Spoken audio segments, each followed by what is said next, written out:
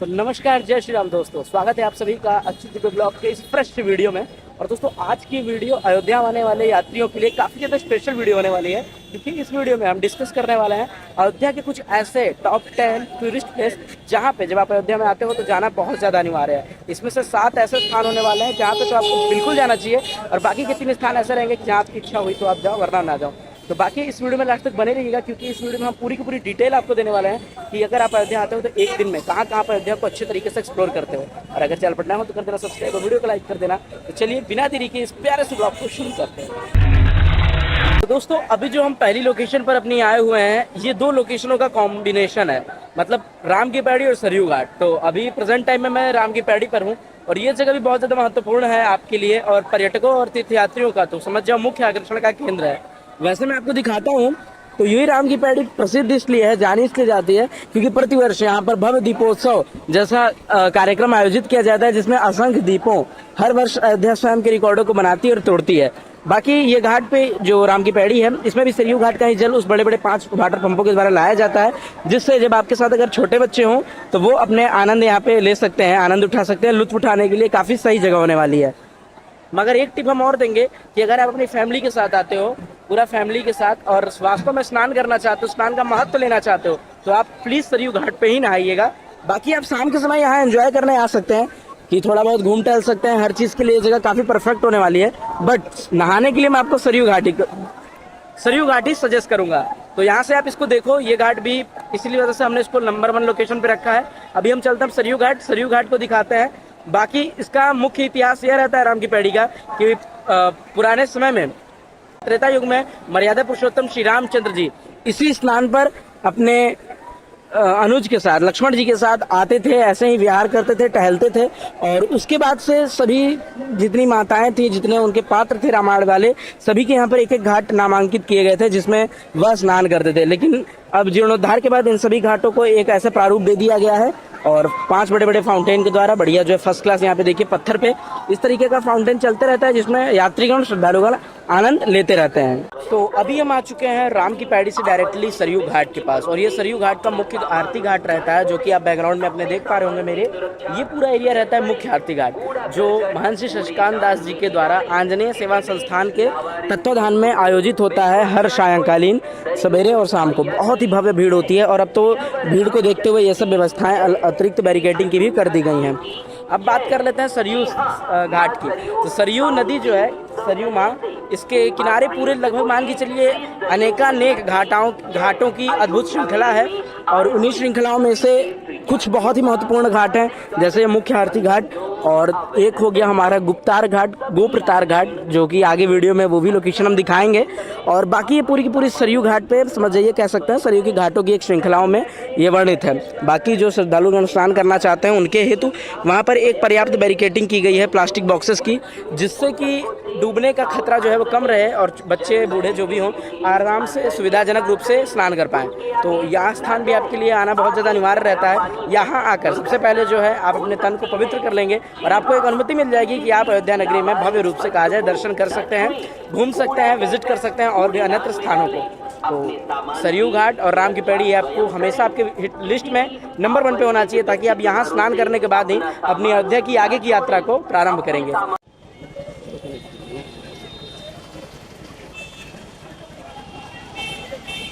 तो इसी रामपथ मार्ग पर अग्रसर होते होते हम पहुंच गए हैं अब भक्ति पथ मार्ग के प्रवेश द्वार पर, और इसी भक्ति पथ मार्ग के प्रवेश द्वार से 2 से लेकर 5वें स्थान तक आप जा पाओगे। इससे पहले हनुमानगढ़ी होते हुए आपको आगे की ओर बढ़ना है। तो चलिए अब आपको हर एक लोकेशन का इंडिविजुअली विवरण देते हैं। तो अभी हम आ चुके हैं अपनी दूसरी लोकेशन पर, हनुमानगढ़ी, और मुझे नहीं लगता कि मुझे बताने की आवश्यकता है कि हमें अयोध्या में आने के बाद हनुमानगढ़ी के दर्शन क्यों करने चाहिए। वैसे फिर भी मैं इस मंदिर के बारे में कुछ विशेषताएं आपको बता देता हूं कि यह हनुमानगढ़ी मंदिर 10वीं शताब्दी का ऐसा मंदिर है जहां पे राम जी के अनन्य भक्त हनुमान जी वहीं पे विराजमान होकर इसी हनुमानगढ़ी में और संपूर्ण अयोध्या की रक्षा करते हैं। तो अयोध्या में आने के बाद आपको कहीं और अन्य दर्शन करने से पहले, राम जी के दर्शन करने से पहले, हनुमान जी के दर्शन कर आशीर्वाद रूपी अनुमति लेना बहुत ज्यादा अनिवार्य रहता है। रामपथ से भक्ति पथ होते हुए सीधे हनुमानगढ़ी में प्रवेश करिएगा और दर्शन करिएगा। वैसे आप जब भी आएंगे श्रद्धालुओं का तांता आपको यहाँ पर देखने को मिलेगा। बाहरी संदर्भ के साथ साथ हम बात कर लेते हैं अंदर की कुछ कड़ियों की। तो यह मंदिर की निर्माण जो है विक्रमादित्य जी ने करवाई थी और जीर्णोद्धार के बाद इस मंदिर की श्रृंखलाओं को अगर आप देखेंगे तो काफी ज्यादा सांस्कृतिक और पारंपरिक देखने को मिलेगी। और इस हनुमानगढ़ी में हनुमान जी महाराज माता अंजना की गोद में गर्भगृह में विराजमान है। तो फिर चलिए अब चलते हैं बिना देरी के अपनी तीसरी लोकेशन पर, जो कि यहाँ से कुछ ही दूरी पर है। तो हनुमानगढ़ी के दर्शन करने के बाद आपको इसी भक्ति पथ मार्ग से आ जाना है दर्शन के लिए श्री राम जन्मभूमि के। और मैं हूं अभी फिलहाल भक्ति पथ मार्ग के कह सकते हो एंडिंग पॉइंट पर, जहां पे आगे की ओर से जन्मभूमि पथ इसी में कन्वर्ट हो जाता है, मतलब ज्वाइन हो जाता है। और राम मंदिर जाने के लिए आपके पास दो प्रमुख मार्ग के ऑप्शन रहेंगे। पहला तो हो गया श्री राम जन्मभूमि पथ, उसके द्वारा भी आप डायरेक्टली राम मंदिर दर्शन के लिए जा सकते हो। और दूसरा हुआ भक्ति पथ मार्ग, इसके द्वारा भी आप राम मंदिर दर्शन के लिए जा सकते हो। यहाँ से भी वही सेम रूल रहेंगे, आपको काउंटर में शूज वगैरह जो आपके सामान रहेंगे, मोबाइल, स्मार्ट वॉच, इन सबको जमा करना रहेगा और उसके बाद फिर आप राम मंदिर में दर्शन करने के लिए जा सकते हो। तो यहाँ से आने के बाद आपको सबसे पहले हनुमान जी के दर्शन के बाद राम जी के दर्शन करने हैं और दर्शन करने के बाद फिर मैं बताता हूँ कि आपको आगे क्या करना है। और सुबह से लेकर दर्शन करते करते आपको भूख तो अवश्य लग रही होगी। तो राम जी के दर्शन करने के बाद आप आ जाइएगा इस अमावा राम मंदिर में। अमावा राम मंदिर जो कि भक्ति पथ मार्ग पर ही है और यहाँ पे आपको पूर्णतया निःशुल्क रूप से भोजन की व्यवस्था दी जाएगी। और आपकी जानकारी के लिए बता दें कि ये अमावा राम मंदिर 2019 से लगातार कह सकते हो कि अनवरत सभी श्रद्धालुओं के लिए निःशुल्क भोजन की व्यवस्था प्रदान कराता है, जो कि पटना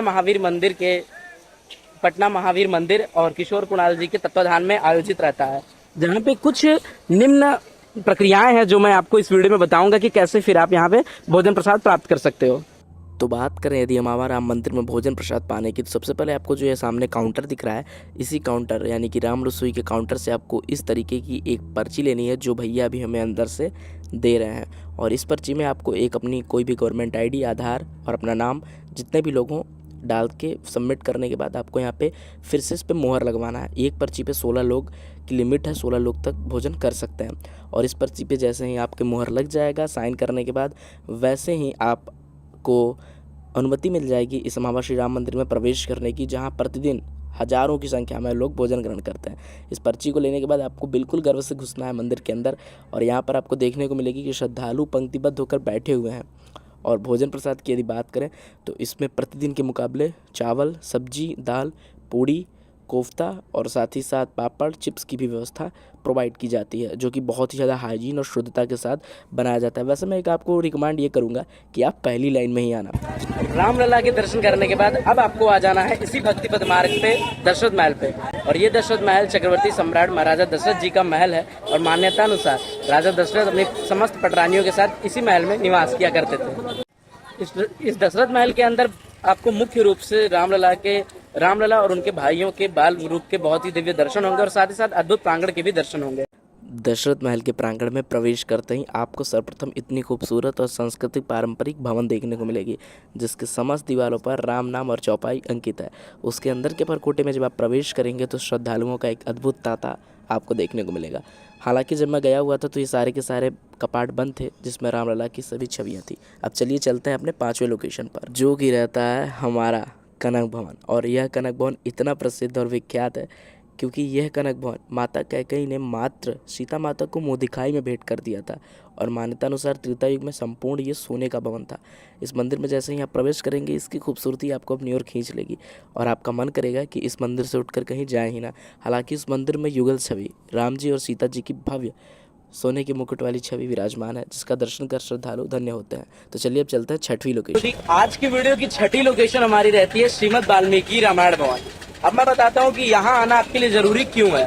तो इस वाल्मीकि रामायण भवन में आना आपके लिए इसलिए महत्वपूर्ण हो जाता है क्योंकि ये पूरे अयोध्या का एकमात्र ऐसा मंदिर है कि मात्र ऐसा भवन है जहाँ पे आपको राम जी के पुत्र लव कुश जी की प्रतिमा वाल्मीकि मुनि के साथ देखने को मिलेगी। जितनी अद्भुत ये भवन का विशाल भव्य स्वरूप है, उतना ही प्यारा और अद्भुत यह मंदिर अंदर से है, क्योंकि इस मंदिर के संपूर्ण दीवारों पर श्रीमद् वाल्मीकि रामायण सुशोभित की गई है। और इसका जो ढांचा है, जो बनाने की तरीकी है, जिससे बनाने की जो पद्धति हम कहते हैं, वो पूर्ण रूप से सांस्कृतिक है। तो इसीलिए इस मंदिर के गर्भगृह में वाल्मीकि मुनि राम जी के पुत्र लव और कुश जी के साथ विराजित हैं। तो आप अगर आए अयोध्या तो इस स्थान पे दर्शन करना बिल्कुल भी मत भूलिएगा। और इस मंदिर के जैसे ही आप दक्षिण द्वार से बाहर की ओर निकलोगे, ठीक सामने आपको एक और मंदिर देखने को मिलेगा, जो कि हमारे अनंत श्री बलवंत हनुमान राम जी के अनन्य भक्त हनुमान जी महाराज की है, जिसमें आपको हनुमान जी महाराज की विशाल एक प्रतिमा स्थापित मिलेगी। जो कि 16.5 फीट की है, वह गर्भगृह में विराजित है। और साथ ही साथ उसमें एक भव्य पत्थर को भी रखा गया है एक टब के अंदर डालकर, जिसके मान्यता दिया जा रहा है कि वो राम सेतु का पत्थर है। बाकी जब आप आओगे तो दर्शन करने के बाद आप अपनी राय कमेंट बॉक्स में ज़रूर दे देना। तो चलो अब बिना देरी के यहाँ से हम चलते हैं अपनी 7वीं लोकेशन पर। 7वां स्थान श्री राजद्वार मंदिर, जो कि हनुमानगढ़ी के ठीक सामने है, जहाँ तक आप पहुँचने के लिए आप भक्ति पथ मार्ग का प्रयोग कर सकते हैं।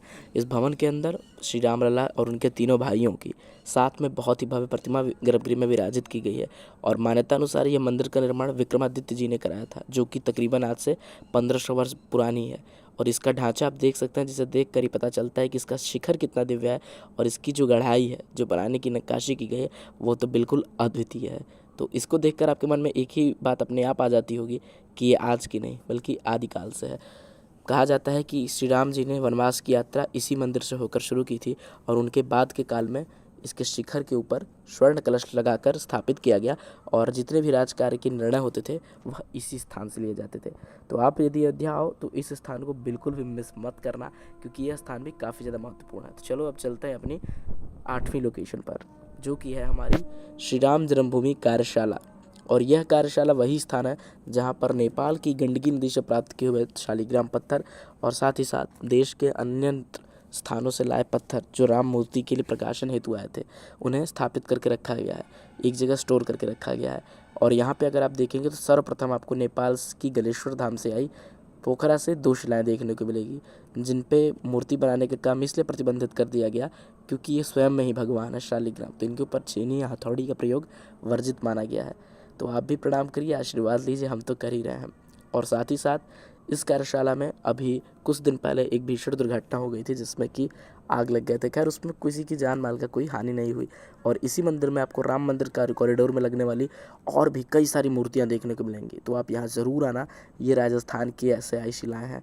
और उसके बाद अगर आप देखोगे 2 शिलाएँ, तो आगे यहाँ पर नर्मदेश्वर शिवलिंग महादेव देखने को मिलेंगे, जो कि नर्मदा से लाए गए थे और अयोध्या में पहुँचते ही इनका नाम अवधेश्वर शिवलिंग कर दिया गया। तो इसे आप देख सकते हैं, प्रतिदिन इनका श्रृंगार किया जाता है और बहुत ही भव्य ये इनके दर्शन यहाँ पे होते हैं।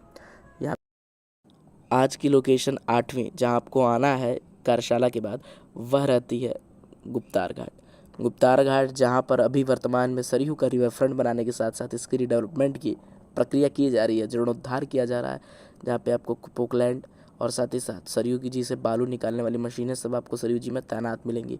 यह स्थान कहा जाए तो आधुनिकता और प्राचीनता के एक अद्भुत मिश्रण है, जहाँ पर गुप्त हरि मंदिर में आज भी श्री रामचंद्र जी की वह प्राचीन प्रतिमा स्थापित है, जो अयोध्या में आखिरी बार देखी गई थी। चलिए तो यहाँ के पुजारी जी से ही जानते हैं कि आखिर क्या हुआ था त्रेता युग में उस समय। भगवान यहाँ पर रहे, कीड़े मक्खी मच्छर हमारे आपके जैसे मानव पेड़ पौधे सबको लेकर जब पहुँचे तो जिस रूप में आए उस रूप में यहाँ देख रहे हैं आप। अच्छा, which roop he came, that is the roop here. स्वरूप में वाल्मीकि जी लिखते हैं कि जब भगवान चले तब रेशमी वस्त्र पहने। हर जगह कोदंड राम देखे, यहाँ देख रहे हैं विशेष जहाँ खाली हाथ। अच्छा, यहाँ कोदंड राम नहीं। अयोध्या से जब चले तो भौतिक सुखों का त्याग कर चुके थे, आए नंगे पैर पैदल, यहाँ उनकी चरण पादुकाएं भी नहीं है। प्रजा समेत स्थान पे आए सारे, सबको लेकर कीड़े मक्खी मच्छर हमारे आपके जैसे मानव सब। ब्रह्मा जी भी आए तो सबसे ब्रह्मा जी से पूछा कि हमारे पीछे लोग आए हैं, जाएंगे किससे? ब्रह्मा जी बोले इनको ले जाने के लिए विमान है हमारे पास, जिनकी संख्या लिखी वाल्मीकि जी ने 7 कोटि यानी 100 करोड़ विमान। बोले इसी में आपकी प्रजा आपके साथ जाएगी।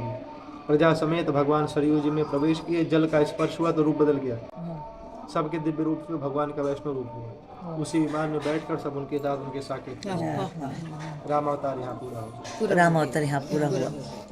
हमारा 9वां स्थान रहता है सूर्यकुंड, जो कि मुख्य अयोध्या से तकरीबन 6 से 6.5 किलोमीटर की दूरी पर है। यहाँ पहुँचकर आपको 10 रुपये का लेना है टिकट, प्रवेश शुल्क देकर, और साथ ही साथ उसके बाद आप इस भव्य पार्क रूपी मंदिर में प्रवेश कर पाओगे, या यूँ कहें मंदिर रूपी पार्क में प्रवेश कर पाओगे। फिलहाल ये सूर्यकुंड है, जिसमें एक सरोवर और साथ ही साथ सूर्य जी का बहुत ही प्राचीन मंदिर है, जिसकी मान्यता तो इतनी है कि इनके नियमित दर्शन से व्यक्ति के कोढ़ का नाश होता है, और जो सरोवर है उसमें स्नान करने से।